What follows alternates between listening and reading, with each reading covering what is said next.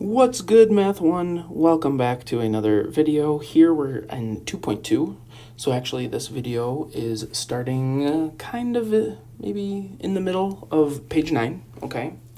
And here we're really talking a lot about this idea of slope, okay? Maybe some of you have heard this word before, maybe some of you haven't. That's cool. We're going to talk about it today, okay? So the idea slope. It's really just another name for something we learned about in 2.1. And that thing is the constant rate of change. Okay? Constant rate of change is another way of another way of describing slope. Okay? Now, in math class, a lot of the times when we talk about slope, we use the variable or the letter M to represent slope. I don't necessarily know why, but one thing I think about are mountains, okay? You know, like a mountain range, and that kind of looks like an M. That kind of helps me understand because mountains have slopes. They go up, they go down some more, right? Like, that's kind of what I use to help me remember that the slope is always using the letter M, the variable M, to represent slope. Okay. Now, there are lots of strategies, as you can see in these notes here, for finding slope. The important thing that kind of drives everything is that we're always trying to find the change in y, and we're going to divide it by the change in x, okay? I hope you guys are okay with me saying it like that. And I hope we understand that when I say change in y, right, if we have a graph, yeah, I can say it now. If we have a graph, that means I want the vertical change, right, the up-down change. And then the bottom, the change in x, is kind of the left-right change or the horizontal change. One other thing, just in case you see it, I want you guys to understand, you may sometimes see it like this. Okay, those are triangles, and just for your reference, triangle kind of stands for change. So that's one thing to keep in mind. Now, as it says again, there are several or lots of strategies for finding slope, but at the end of the day, every time, we're finding the change in y, we're finding the change in x, and we're finding that kind of ratio, the division, change in y over change in x, and that'll get us our value, okay? So, from a graph, what we want to do is we need to make sure that we find two nice points that we know the coordinates of for sure. And so I'm going to say I have one point right there, and maybe I have another point right there. And the idea is that we need to know from getting from one point to the other, what is the change in y, and we also need to know the change in x. Well, how do we do it? On a graph, we can just count. It's pretty nice, actually. I know that I'm starting down here. Sorry, I can't really say. I'm starting down here at my red point, and I'm trying to get up to my green point. And so what is the change in y? Well, I really just count up or down how many squares I go. So I went up, 1, 2, 3, 4, 5. Okay, I now know that my change in y is 5. Okay? I can also switch gears and say, well, if I'm right here, to get over now, to find my horizontal change, I go over 1, 2. So my change in x is 2. I don't usually write it separately like that. I usually just go right to the fact that we remember and know that m, which is equal to the change in y over the change in x, in this situation is really just 5 over 2, okay?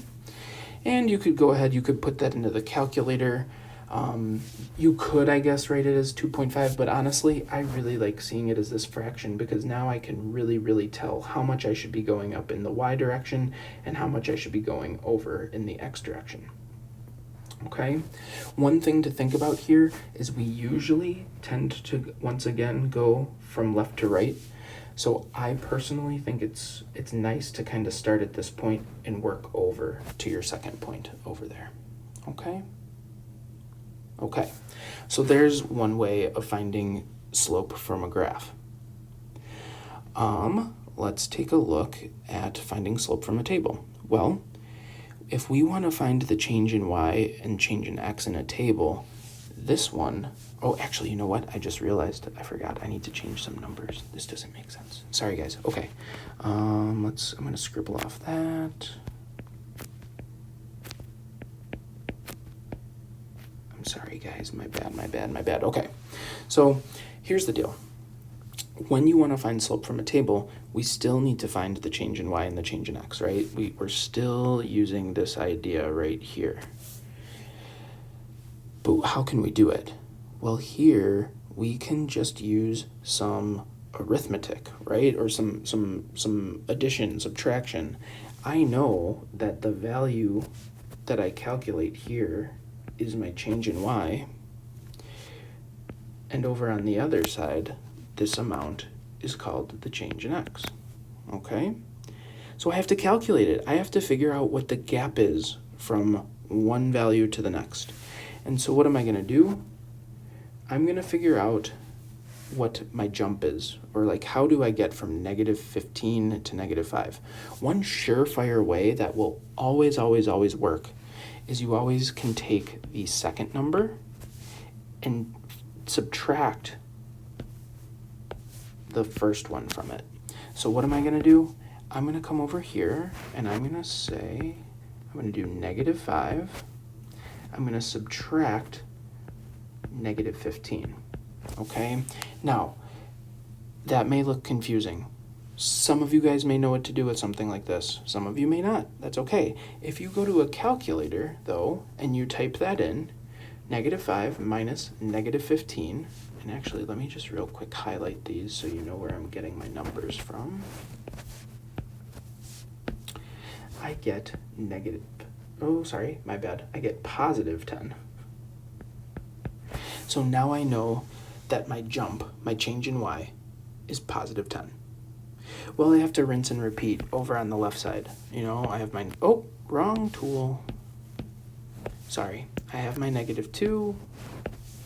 I have my -10, and I'm going to do kind of the same trick that I did on the other side. I know that the change in x is going to be equal to -2 minus -10.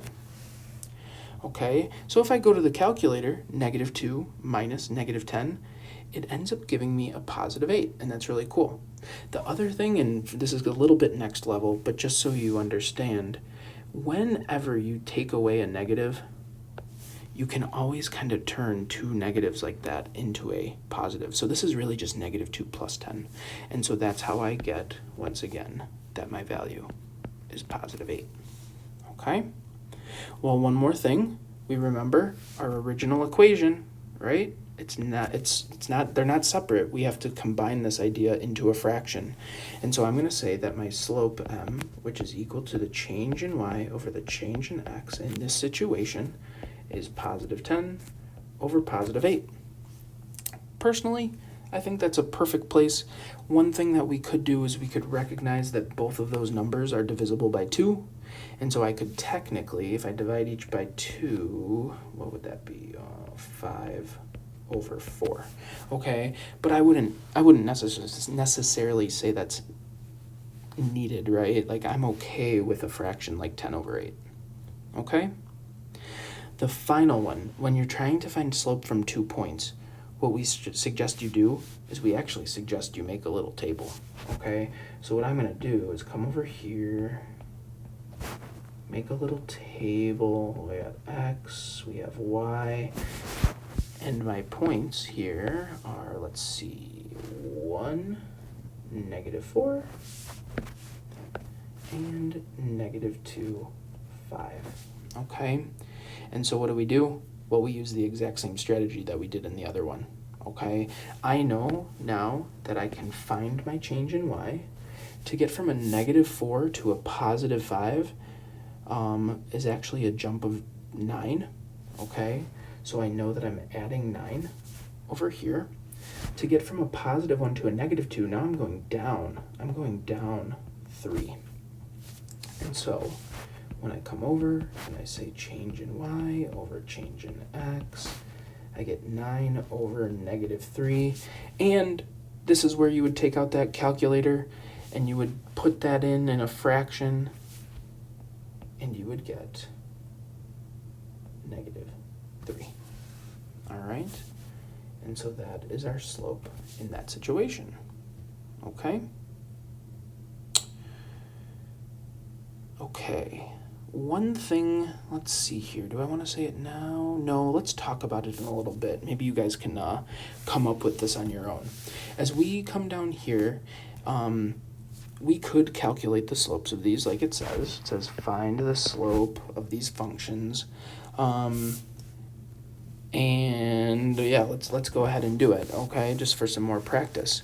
Once again, when you're given a graph, it's very nice and easy to find the change in y and the change in x by counting. Sometimes you may hear the phrase rise over run. The rise is just another way of saying change in y. The run is just another way of saying change in x. So what happens here? I know that to get from this first point down to this second point, I am going down 2 spaces, okay?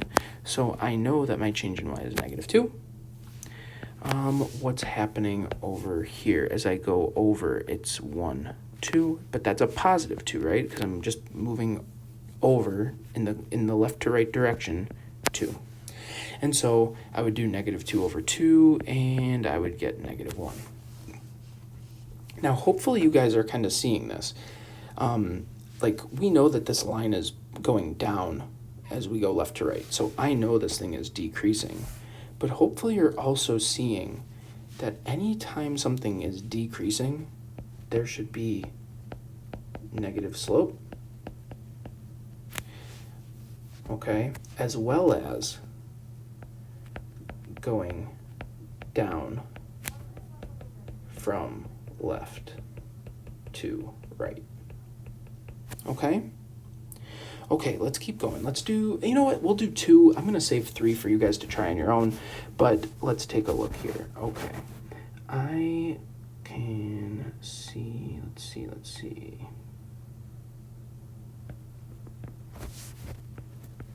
All right, so I know once again I need to calculate my change in y and my change in x. All right, the easiest way, I would say, especially if you're having like bigger numbers like this, right? These numbers are getting a little bit bigger. Okay, what I would strongly encourage you to do is to use subtraction, right? I'm going to take the second number and I'm going to find the difference or subtract the first number from it. So let's see, -49 minus -63. Now remember we said when you have 2 negatives, that can turn, whoop, wrong tool, sorry y'all. This kind of turns into a plus. And so what I'm going to do is I'm going to take -49, I'm going to add 63. And for me, that is going to be 14. Okay, yes, 14.